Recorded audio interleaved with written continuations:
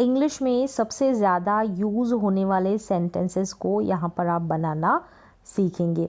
इनका इस्तेमाल बहुत ज़्यादा होता है, तो कोई कन्फ्यूज़न भी होगा इनको लेकर वो भी आपका दूर हो जाएगा। बहुत इजी वे में, बहुत ही इजी तरीके से यहाँ पर आप सीख कर जाएंगे इन सेंटेंसेस को। देखें, यूज़ ऑफ वांट, वांट का यूज़ किस तरीके से करते हैं वाक्य में।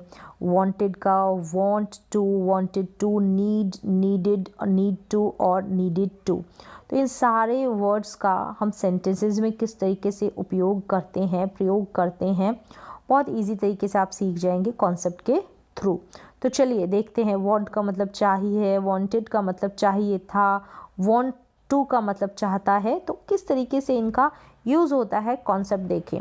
सबसे पहला यहाँ पर है वांट। वांट का मतलब होता है चाहिए। क्या मतलब होता है वांट का? हिंदी में निकलता है चाहिए। ये प्रेजेंट टेंस में इस्तेमाल होता है, यानी कि प्रेजेंट टाइम में, प्रेजेंट इंडेफिनिट टेंस जो होता है ना, प्रेजेंट टाइम में इसका इस्तेमाल होता है चाहिए। जैसे कि कोई चीज़ चाहिए आपको प्रेजेंट टाइम में, तो आप वांट का इस्तेमाल करेंगे। स्ट्रक्चर देखिए, सब्जेक्ट आ जाएगा, वांट या वांट्स लग जाएगा सब्जेक्ट के अकॉर्डिंग। जैसे कि ही, शी, इट और सिंगुलर सब्जेक्ट आता है ना, उसके साथ हम वर्ब जो आएगी SEIS लगाते हैं। तो ये वर्ब ही तो है, वांट जो है ना वर्ब ही है।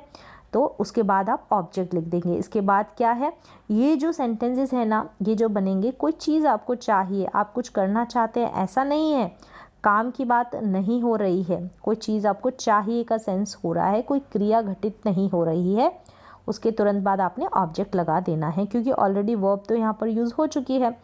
अब अगर नेगेटिव बनाएंगे ना, तो डू नॉट और डज नॉट का यहाँ पर इस्तेमाल कर लेंगे। चलिए, मुझे पेन चाहिए, जैसे मुझे पेन चाहिए, तो I want a pen, I want a pen. तो वॉन्ट के तुरंत बाद आपने जो ऑब्जेक्ट है वो लिख दिया है। आई वॉन्ट अ पेन, मुझे पेन चाहिए।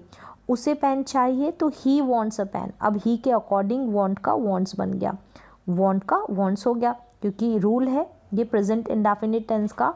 जब भी हम एफर्मेटिव सेंटेंस बनाते हैं तो SEIS लगता है ना वर्ब के साथ, इसलिए ही, शी, इट और सिंगुलर सब्जेक्ट आते हैं, उनके साथ जो वर्ब आती है, तो इसलिए ही आया है तो वॉन्ट्स हो गया। ही वॉन्ट्स अ पेन, उसे पेन चाहिए। मुझे तुम्हारी मदद चाहिए, I want your help, I want your help, मुझे तुम्हारी मदद चाहिए। तो इस तरीके से आप वांट को लेकर वाक्य बना लेंगे। यहाँ पर ये स्ट्रक्चर लगेगा। कोई भी चीज़ आपको चाहिए, आपको मोबाइल चाहिए, आपको कॉपी चाहिए, आपको नए कपड़े चाहिए, तो ये कोई काम तो नहीं है ना, आपको चाहिए ये चीज़ें, ये जो वस्तुएं हैं ये आपको चाहिए। तो प्रेजेंट टाइम में आप इस्तेमाल कर लेंगे वांट का इस सब्जेक्ट की हेल्प से। अब चलिए आगे देखें। वांटेड, अगर पास्ट में आपको कोई चीज़ चाहिए थी तो आप यूज़ करेंगे वांटेड का, यानी कि इसका हिंदी में निकलेगा चाहिए था। क्या निकलेगा? चाहिए था पास्ट में। कोई चीज़ आपको चाहिए थी, सब्जेक्ट आ जाएगा, वांटेड आ जाएगा, फिर ऑब्जेक्ट आ जाएगा, क्योंकि वांटेड तो आ गई। वांट की वर्ब की सेकंड फॉर्म है ना, वर्ब की सेकंड फॉर्म आती है सिंपल पास्ट टेंस में, तो वांटेड आ गया। और नेगेटिव बनाएंगे तो डिड नॉट का इस्तेमाल कर लेंगे।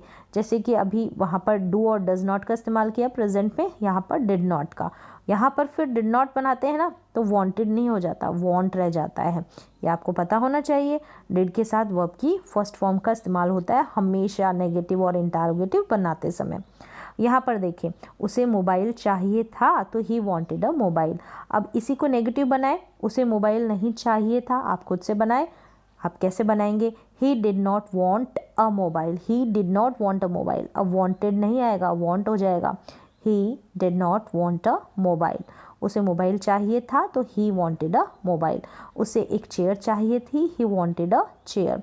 उसे एक पेन चाहिए था, ही वॉन्टेड अ पेन। तो इस तरीके से आप वाक्य बना ले वांटेड की हेल्प से, और ये स्ट्रक्चर यहाँ पर मैंने बता दिया। तो वांट और वांटेड का मतलब आपको समझ में आ गया, कैसे यूज़ करेंगे कॉन्सेप्ट। अब आगे देखिए, वांट टू, चाहता है, वांट टू। अब ये जो है वर्ब वाला आ जाएगा यहाँ पर आगे, वाक्य जो बनेगा ना वो वांट के बाद टू लग गया, तो इसका मतलब है टू के बाद आप वर्ब की फर्स्ट फॉर्म का इस्तेमाल करेंगे। चाहता है, प्रेजेंट में इसका इस्तेमाल होगा वांट टू का, वांट और वांट्स बन जाएगा सब्जेक्ट के अकॉर्डिंग। कोई काम करना चाहते हैं, अब यहाँ पर काम की बात हो रही, तो मतलब टू के बाद आपको वर्ब की फर्स्ट फॉर्म का इस्तेमाल करना पड़ेगा। सब्जेक्ट आ जाएगा, वांट टू आ जाएगा, और सब्जेक्ट के अकॉर्डिंग ही wants to बन जाएगा, वर्ब की फर्स्ट फॉर्म आ जाएगी to के बाद और फिर ऑब्जेक्ट आ जाएगा। अब यहाँ पर वाक्य देखें, मैं खेलना चाहती हूँ। खेलना यहाँ पर काम है, क्रिया है, वर्क है। अभी तक तो हमने चीज़ों की बात की थी, वहाँ पर टू नहीं आ रहा था और उसके बाद वर्ब की फर्स्ट फॉर्म भी नहीं आ रही थी। ठीक है, तो मैं खेलना चाहती हूँ तो आई वॉन्ट टू प्ले। मैं खेलना चाहती हूँ, आई वॉन्ट टू प्ले। वह पढ़ना चाहती है तो ही वॉन्ट्स टू प्ले। अब ही है इसलिए वॉन्ट्स बन गया, रूल है ना यही टेंसेस का। तो ही वॉन्ट्स टू प्ले, वह पढ़ना चाहता है, ही वॉन्ट्स टू प्ले। इस तरीके से आप वाक्य बना लेंगे। वह खेलना चाहता है, वह पढ़ना चाहता है, वह नाचना चाहता है, वह बोलना चाहता है, वह जाना चाहता है। ऐसे वाक्य वॉन्ट से बना लेंगे और उसके बाद आपको टू ऐड करना है।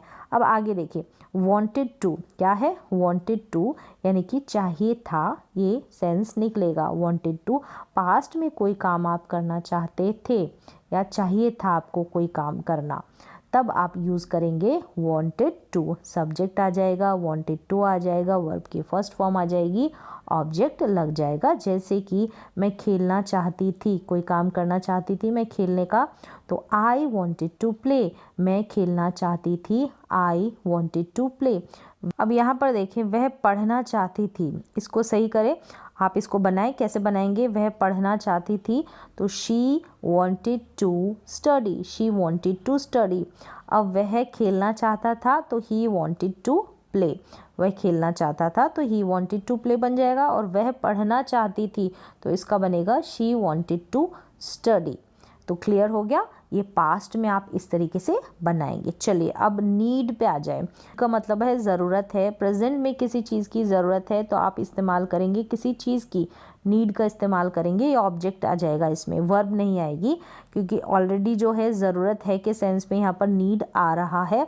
तो सब्जेक्ट नीड आ जाएगा, ये वर्ब है, और फिर ऑब्जेक्ट आ जाएगा, और यहाँ पर नीड का नीड्स भी बन जाएगा सब्जेक्ट के अकॉर्डिंग। मुझे किताब की ज़रूरत है, आई नीड अ बुक। मुझे किताब की ज़रूरत है, तो किताब यहाँ पर कोई काम नहीं है ना, तो ऑब्जेक्ट है। उसे मोबाइल की ज़रूरत है तो he needs a mobile, he needs a mobile या शी नीड्स अ मोबाइल। यहाँ पर नीड्स बन गया क्योंकि ही, शी, इट और सिंगुलर सब्जेक्ट के साथ हम क्या करते हैं? प्रेजेंट टेंस में, प्रेजेंट इंडेफिनिट टेंस में वर्ब के साथ एस या ईएस लगाते हैं, इसलिए ये जो वर्ब है और यहाँ पर एस लग गया है। ही नीड्स अ मोबाइल, उसे मोबाइल की ज़रूरत है। तो क्लियर हो गया। अब आगे देखें, नीडेड का इस्तेमाल भी ऐसे ही हो जाएगा, बस पास्ट टेंस में किसी चीज़ की आपको ज़रूरत थी ना, ज़रूरत थी तो आप नीडेड का इस्तेमाल कर लेंगे पास्ट टेंस में। पास्ट टाइम में सब्जेक्ट आ जाएगा नीडेड, फिर ऑब्जेक्ट। जैसे मुझे पैसों की ज़रूरत थी, मुझे पैसों की ज़रूरत थी, I needed money, I needed money, मुझे पैसों की ज़रूरत थी। उसे लैपटॉप की ज़रूरत थी, he needed a laptop, he needed a laptop, उसे लैपटॉप की ज़रूरत थी। उसे एक बैग की ज़रूरत थी तो he needed a bag, he needed a bag, उसे एक कुर्सी की ज़रूरत थी, ही नीडेड अ चेयर, उसे एक टेलीविज़न की ज़रूरत थी, ही नीडेड अ टेलीविज़न या टीवी। तो इस तरीके से आप वाक्य बना लेंगे। फिर देखें, नीड टू का इस्तेमाल, ज़रूरत है, इसका मीन जाएगा नीड टू, ज़रूरत है। प्रेजेंट टाइम में किसी काम को करने की अगर आपको ज़रूरत है तो आप नीड टू का इस्तेमाल करेंगे। प्रेजेंट टाइम में किसी काम को करने की ज़रूरत है। यहाँ पर देखिए, स्ट्रक्चर सब्जेक्ट आ जाएगा, नीड टू आ जाएगा। अब टू लग गया तो उसके बाद आपको वर्ब की फर्स्ट फॉर्म लगा देनी है, फिर ऑब्जेक्ट आएगा। यहाँ पर कोई ना कोई आपको एक्शन दिखता हुआ नज़र आएगा। जैसे मुझे इंग्लिश सीखने की ज़रूरत है, इंग्लिश सीखना काम है तो I need to learn English, I need to learn English. तुम्हें प्रैक्टिस करने की ज़रूरत है, you need to practice. Need का नीड्स भी बन जाएगा टेंसेस के according. You need to practice, तुम्हें प्रैक्टिस करने की ज़रूरत है, यू नीड टू प्रैक्टिस। चलिए अब आगे देखें, नीडेड टू। नीडेड टू का मतलब होता है ज़रूरत थी। पास्ट टाइम में किसी काम को करने की अगर आपको ज़रूरत थी तो आप इस्तेमाल करेंगे नीडेड टू। ये स्ट्रक्चर है, यहाँ पर सब्जेक्ट आ जाएगा, सब्जेक्ट के बाद आप क्या करेंगे? नीडेड टू लगा देंगे, वर्ब की फर्स्ट फॉर्म, फिर ऑब्जेक्ट आ जाएगा। मुझे इंग्लिश सीखने की ज़रूरत थी, इसको बनाएं आप, इस स्ट्रक्चर की हेल्प से बनाएं। फटाफट से बनाएं, मुझे इंग्लिश सीखने की ज़रूरत थी। मुझे यानी कि सब्जेक्ट आई हो गया। अब क्या नीडेड टू आ जाएगा, आई नीडेड टू, क्या वर्ब की first form, I needed to learn English, object English, I needed to learn English. तो इस तरीके से आप बना लेंगे। अगला देखें, तुम्हें प्रैक्टिस करने की ज़रूरत थी, तुम्हें प्रैक्टिस करने की ज़रूरत थी, you needed to practice, you needed to practice. तो इस तरीके से आप नीडेड टू को लेकर भी वाक्य बना लेंगे। जितने भी स्ट्रक्चर बनाए हैं उन स्ट्रक्चर की हेल्प से आप क्या करें, वाक्य बनाएं, प्रैक्टिस करें, सेंटेंसेस बनाएं, प्रैक्टिस करें। पहले हिंदी के लिखें, फिर अंग्रेजी के, इंग्लिश के लिखकर उनकी प्रैक्टिस करें।